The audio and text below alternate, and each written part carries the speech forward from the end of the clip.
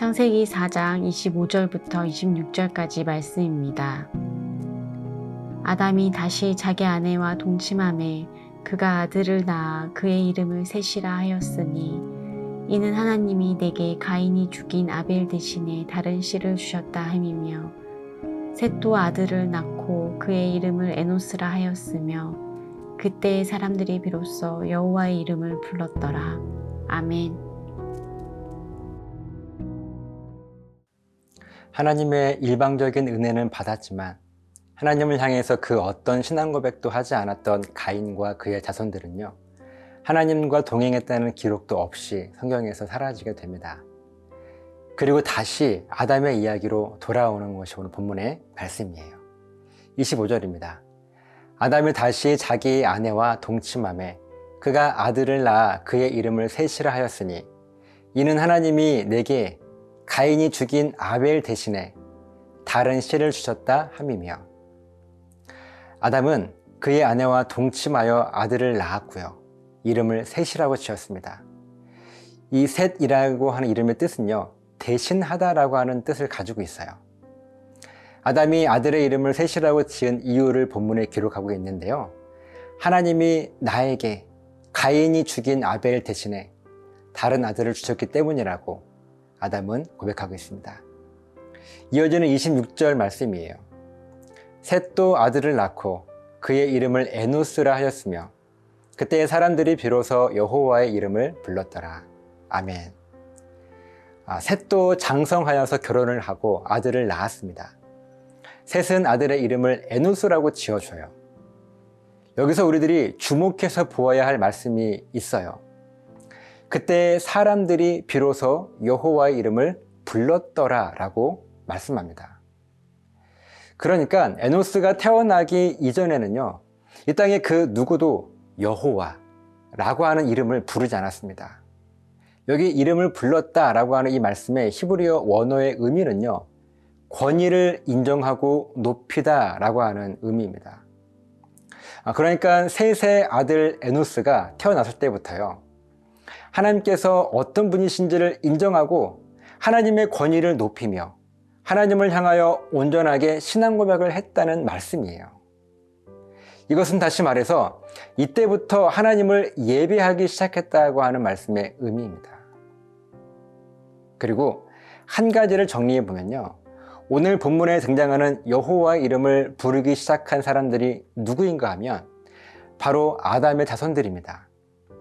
에노스가 태어나던 이 당시에는 성경에 등장하는 인물만 살았던 것이 아닙니다.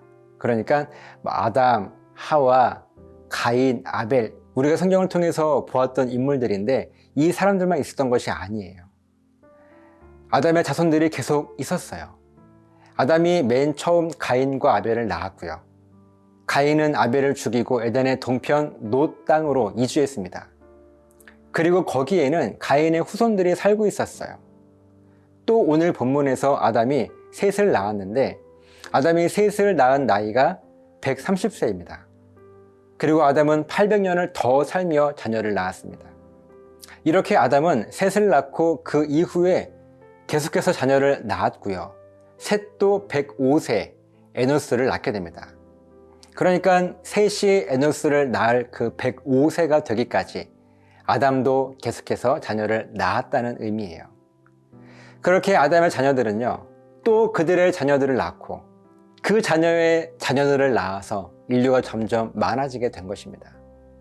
중요한 사실은요, 아담이 셋을 낳고 셋이 에노스를 낳을 때까지 아담의 자손들은 물론 하나님에 대해서는 알고 있었을 거예요. 하지만 하나님께서 어떤 분이신가 하는 것은요, 분명하게 알고 있지 않았습니다. 그런 상황 속에서 아담은 셋을 낳았고 셋이 에노스를 낳은 것입니다. 에노스라고 하는 이름의 뜻은요, 죽을 수밖에 없는 자라는 의미입니다. 우리 인간은 죽을 수밖에 없는 존재인 것을 이때부터 사람들이 깨닫기 시작한 거예요. 그리고 이렇게 죽을 수밖에 없는 우리 인간을 다시 살리실 수 있는 분은 온 세상의 창조주이시고 주인이시고 아버지이신 우리 하나님 한 분뿐인 것을 이제 사람들이 비로소 깨닫게 됩니다. 그래서 사람들은요, 하나님을 향해 우리들은 죽을 수밖에 없는 존재이고, 그런 우리를 다시 살리실 수 있는 분은 오직 하나님 한 분뿐이십니다 라고 하는 우리의 정체성을 하나님을 향해 고백하는 이 신앙 고백을 시작하게 됩니다. 그리고 이것이 바로 하나님을 향한 우리의 예배인 거예요.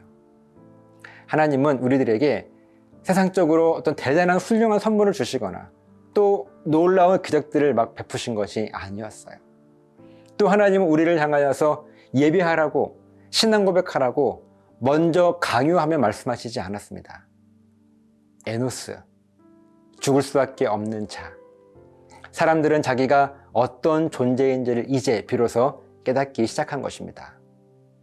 결국 우리 인간은요, 창조주 하나님의 피조물이고 종이고 자녀이고, 원래 우리에게도 하나님의 형상, 그 거룩함과 영원함과 완전한 형상이 있었지만 그 모든 형상들이 다 파괴되어서 이제는 죽을 수밖에 없는 존재가 되었다는 사실을 분명하게 깨닫게 된 것이죠.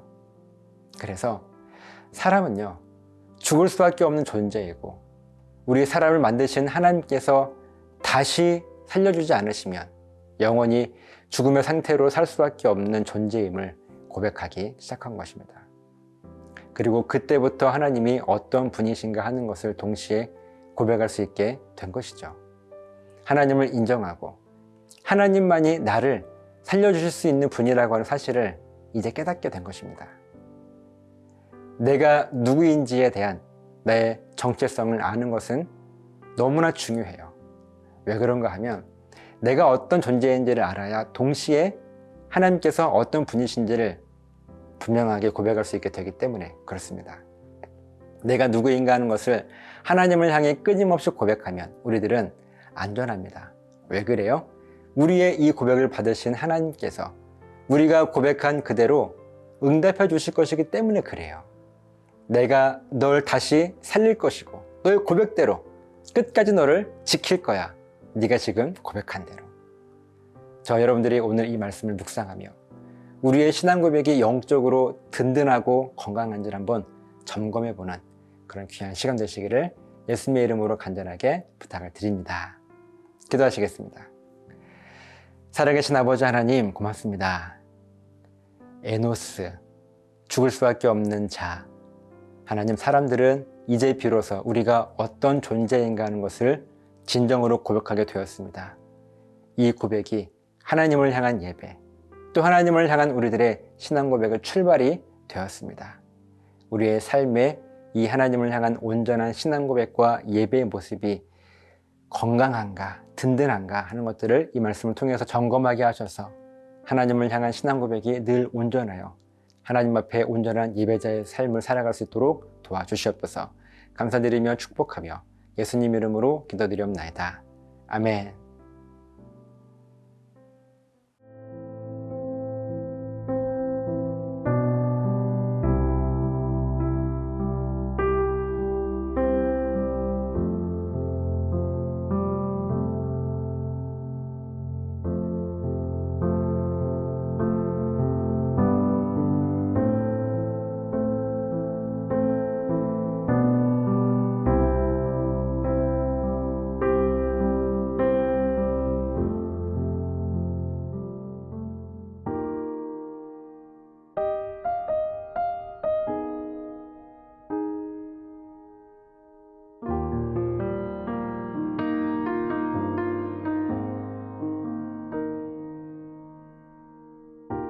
세상을 구원하기 위해 흘려야 할 피가 필요하다면